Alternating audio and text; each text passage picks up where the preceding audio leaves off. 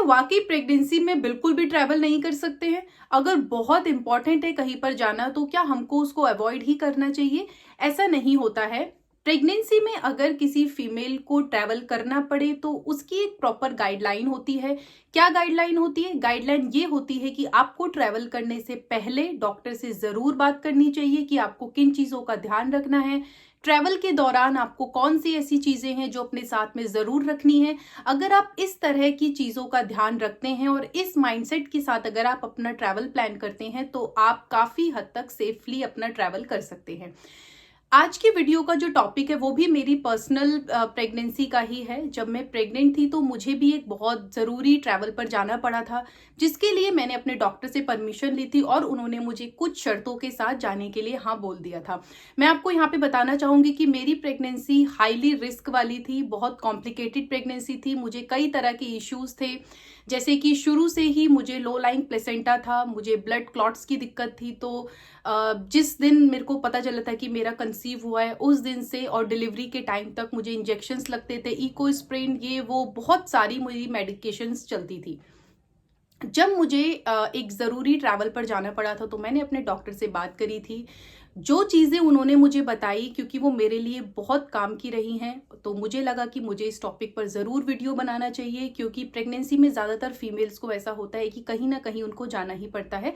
तो मैं अपना एक्सपीरियंस आप लोगों के साथ आज शेयर करती हूँ। देखिए, अमूमन 36 वीक की प्रेगनेंसी के बाद डॉक्टर्स आपको ट्रैवल करने के लिए मना करते हैं, क्योंकि 36 वीक के बाद कभी भी महिला की डिलीवरी हो सकती है। अगर नहीं भी होती है तो डॉक्टर्स वो प्लान कर लेते हैं, क्योंकि 36 वीक के बाद ज़्यादातर बच्चे की हलचल लगभग कम हो जाती है, एमनियोटिक फ्लूइड्स कम हो जाता है, बच्चे की हार्ट बीट में भी बहुत ज़्यादा फ्लक्चुएशंस होती हैं। तो डॉक्टर वहाँ पे कभी कभी जल्दी डिलीवरी का कॉल ले लेते हैं। लेकिन अगर आपकी प्रेगनेंसी को 36 वीक्स नहीं हुए हैं और आपको कहीं पर जाना है तो आप वो डेफिनेटली प्लान कर सकते हैं। लेकिन मैं आपको एक चीज़ यहाँ पे ये भी बताना चाहूँगी कि अगर आप थोड़ा-सा इस बारे में पढ़ेंगे तो आपको पता चलेगा कि जब फीमेल ट्रैवल करती हैं तो ज़्यादातर केसेस में मिसकैरेज के चांस रहते हैं। जी हाँ, ट्रैवलिंग के दौरान हमारा रास्ता कैसा है, हमारी जर्नी कैसी है, हम कितना लंबा ट्रैवल कर रहे हैं, ये सारी चीज़ें बहुत इंपॉर्टेंट रोल प्ले करती हैं। इसीलिए कई फीमेल को मिसकैरेज, कभी वजाइनल ब्लीडिंग, कभी तेजी से ब्लड प्रेशर का बढ़ना, ये सारी चीजें हो जाती हैं। इसीलिए अभी हम शॉर्ट में जानेंगे कि अगर आपको प्रेगनेंसी में ट्रैवल करना पड़े तो आपको उससे पहले क्या क्या चीजें करनी चाहिए। नंबर 1, आपको अपने डॉक्टर से इस बारे में जरूर सलाह लेनी चाहिए कि आपको इस तारीख को इस जगह पर जाना है। आप डॉक्टर को अपना ट्रैवलिंग टाइम भी बताएं, ट्रैवलिंग मोड भी बताएं कि आप बस से ट्रैवल करने वाले हैं, फ्लाइट से ट्रैवल करने वाले हैं या फिर आप नॉर्मल कार से जाने वाले हैं। इससे डॉक्टर को भी एक आइडिया लगेगा कि आपको किस तरह से सलाह देनी है। दूसरा, आपको ट्रैवलिंग से पहले गैसी फूड्स वगैरह चीज़ें नहीं खानी है। गैसी फूड्स मतलब कि कई लोग सोयाबीन खा लेते हैं, बहुत सारे मटर वगैरह खा लेते हैं, छोले राजमा खा लेते हैं, इससे आपको गैस बन सकती है और ये आपके के लिए एक प्रॉब्लम क्रिएट कर सकता है। जब भी आप ट्रैवल करें, अगर आप फ्लाइट से जा रहे हैं, चाहे आप गाड़ी से जा रहे हैं, जैसे भी जा रहे हैं, आपको अपनी सीट बेल्ट ज़रूर बांधनी है। जो सीट बेल्ट होती है उसको आपको अपनी बैली के नीचे वाले पोर्शन पर रखना है ताकि पेट पर बिल्कुल भी दबाव ना पड़े।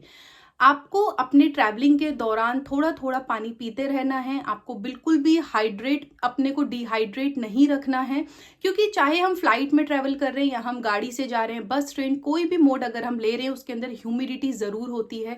अगर आपके गाड़ी में या आसपास ह्यूमिडिटी है तो उससे महिला को सांस लेने में दिक्कत हो जाती है। इसीलिए आपको थोड़ा थोड़ा पानी ज़रूर पीते रहना है। तीसरा, आप अपने साथ जो भी आपके ज़रूरी मेडिकल डॉक्यूमेंट्स हैं उनको अपने साथ में रखें। अगर किसी भी पॉइंट पर आपको इमरजेंसी होती है या कोई भी दिक्कत होती है, आपको इमरजेंसी में किसी डॉक्टर से मिलना पड़े, तो आपके पास अगर ज़रूरी डॉक्यूमेंट्स रहेंगे तो वो आपको काफ़ी हेल्प कर सकते हैं। फोर्थ, आपको हमेशा कंफर्टेबल क्लोथ्स पहनने हैं, ढीले ढाले कपड़े पहनने हैं। अगर आपने बहुत ज़्यादा टाइट कपड़े पहन लिए हैं या फिर अच्छा दिखने के लिए आप बहुत फैंसी कपड़े पहन रहे हैं तो उससे आपको काफ़ी प्रॉब्लम्स हो सकती है। आपको अपने पास अपनी गायनेक का या फिर अपने मेडिकल प्रोवाइडर का नंबर बहुत नज़दीक में रखना है, बहुत हैंडी रखना है, ताकि अगर आपको ज़रूरत पड़ती है कहीं पर कोई चीज़ पूछने की तो आप उनसे तुरंत पूछ सकते हैं। इसके अलावा जब हम ट्रैवल करते हैं तो हमारे पैरों की मूवमेंट नहीं होती है, इसीलिए इस दौरान ब्लड क्लॉट्स बनने के काफ़ी केसेस आते हैं।